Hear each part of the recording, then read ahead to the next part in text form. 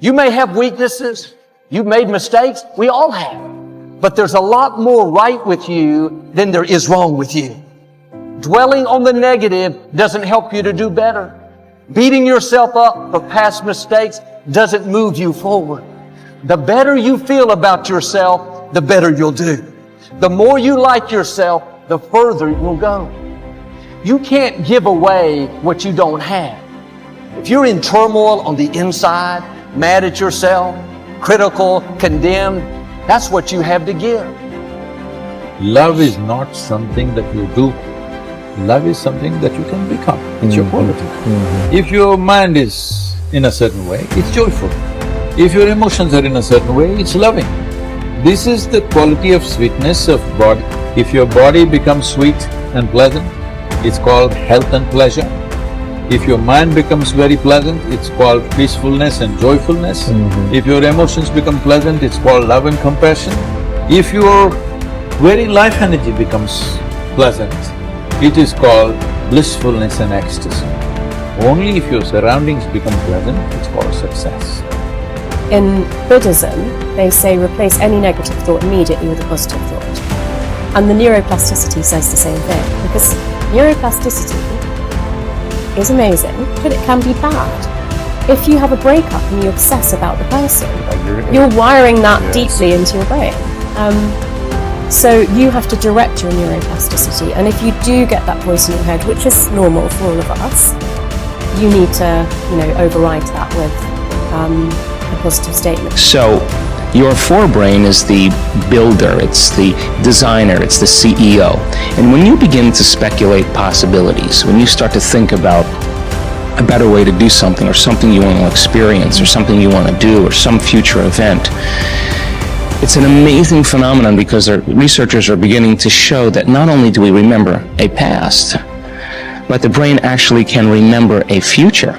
And so how does it do that? Well, because the forebrain has connections to all other parts of the brain, it can take a little bit of that knowledge from a specific neural network and a little bit of experience and another neural network of knowledge and another neural network of experience, and it can seamlessly piece it together to create a new level of mind. And then your brain gets a picture or an image, and then you transfix your mind on that image, and those neurons string into place that begin to fire and wire together.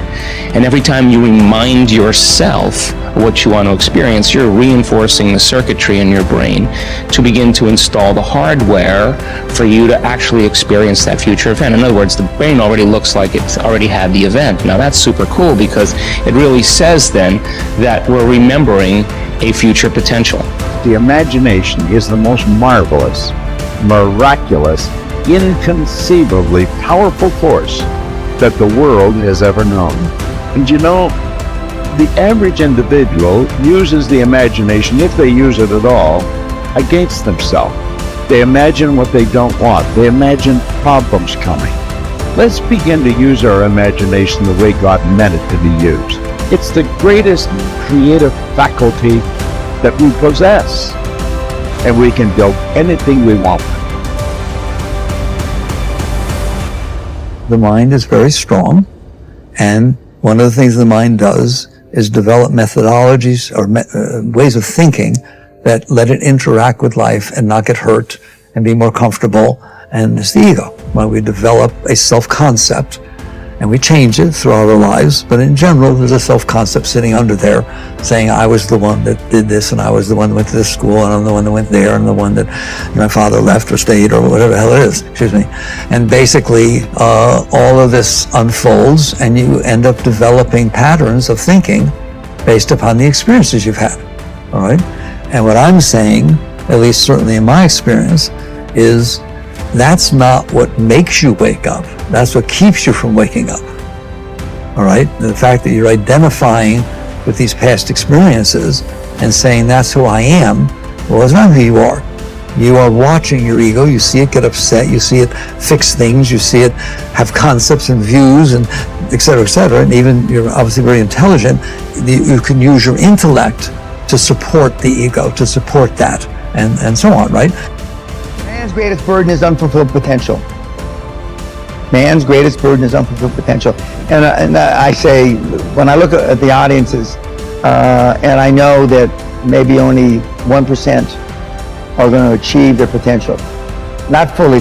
I still haven't fulfilled my potential, but unfulfilled potential is man's greatest burden, and it breaks my heart because I know what you kids are capable of.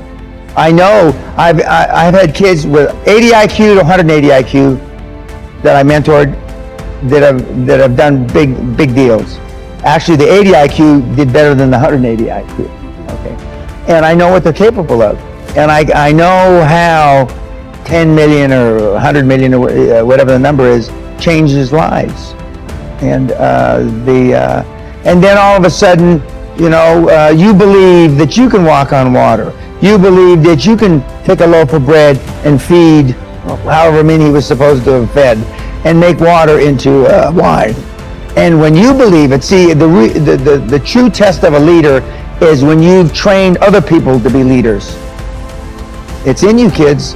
I mean, you can do it if you want it bad enough, and you stay focused and you're willing to maintain that commitment. I have to go become more confident. I have to go become a person capable of doing these things. I have to change myself to get there. I can't wait for circumstances to change so I can have my dream. Then our dreams would never happen. We have to get to the point of maturity in our lives where we say, okay, 2 things are going to change my life. Something new is going to come into my life and make me lucky and blessed, and maybe I can't count on that forever. And maybe now instead I have to consciously design my life and say, okay, now if I want to change, if I want my dream, something new has to come from me. I'm going to become a better person. I'm going to become a person who is more optimistic, who is more confident, who is more driven. Not because I am that now, but because we can grow. That you can become the type of person who you need to be to achieve your ideal life. You can start today living from your highest ideals, your highest sense of self, your strongest sense of self. You don't need permission. You don't need a guy like me to look at the video camera and say, you have now permission. But if you've been waiting for it, you have permission. It's like at some point in your life, you just say, okay, I have permission to become my best self. And by becoming your best self, you start to achieve your best things. You start to contribute better things. You start to become a better human being. You can do that now, today. So next time you're thinking about a big dream, don't think about the things that, well, I don't know how to do that, and stop. Think, I don't know how. So set it up on your calendar to go learn those things. I don't have that, then set it up step by step to go build that. I'm not like that, then set it up step by step to go develop those skill sets and those competencies so you can become that, and ultimately you can achieve that dream. It's there, it's waiting for you. Don't stop. We are what we repeatedly do. Excellence then is not an act, but a habit. You are your most valuable asset.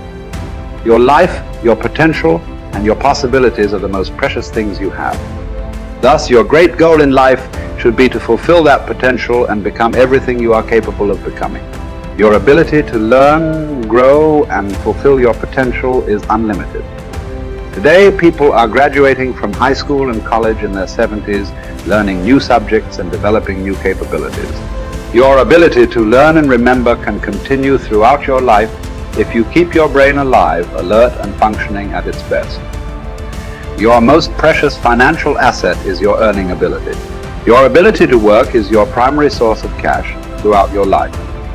You could lose your home, your car, your bank account, and everything you own, but as long as you have your earning ability, you can earn it all back, and more, in the months and years ahead. Your biggest investment, most people don't realize this. They take their earning ability for granted. But it has taken you your entire life to develop your earning ability. Every bit of education, experience, and hard work that you have invested in learning your craft and developing your skills has gone into building this asset. Your earning ability is very much like a muscle. It can increase in strength and power year by year as the result of regular exercise. Likewise, the opposite is true too. If left alone or ignored, your earning ability, like your muscles, can become weaker or even decline because you have simply failed to upgrade it continually. In other words, your earning ability can be either an appreciating or a depreciating asset. What got you here won't get you any further. Some people are actually losing value each year, declining in earning ability because they are not continually upgrading their knowledge and skills. They don't realize that whatever knowledge and skill they have today is rapidly becoming obsolete. It is being replaced by new knowledge and skills that, if you don't have them and someone else does, you will be in danger of being overtaken by your competition. The achievement of personal excellence is a decision you make, or that you fail to make. But in the absence of a commitment to excellence in your chosen field, you automatically default to average performance, or even mediocrity. No one becomes excellent accidentally or by just going to work each day. Excellence requires a definite decision and a lifelong commitment. Knowledge and skill are the keys to the 21st century. Becoming the best person you can possibly be and moving to the top of your field require the application of self-discipline throughout your life. Mental fitness is like physical fitness. If you want to achieve either, you must work at it all your life. You can never let up. You must be continually learning and growing. Every day, week and month, throughout your career, and in other areas of your life.